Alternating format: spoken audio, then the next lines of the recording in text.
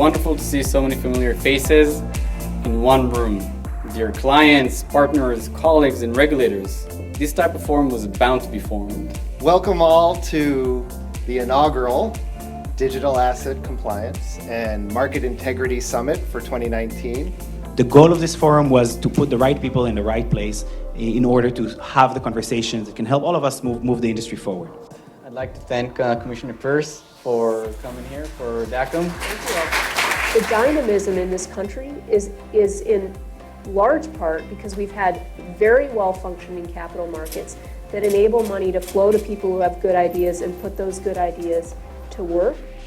What do you do to get the United States to be quicker in turning around transitional technologies? If you want a government that's more forward-thinking on innovation, that means that if something goes wrong, you can't go running back to the government and say, hey, you didn't protect me from myself.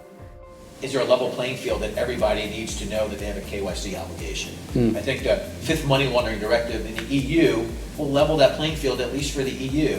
FAT is trying to put out their own proposals of, what should crypto regulation look like? We've been working with a number of other companies to put together sort of a set of just guidelines and a framework for understanding and operationalizing a lot of the guidance that we've seen from our regulators. What sort of rules and regulations that apply in traditional financial industry apply to crypto or can be applied to crypto? Every day clients ask, well, I'm trading Bitcoin, don't you access liquidity on these exchanges?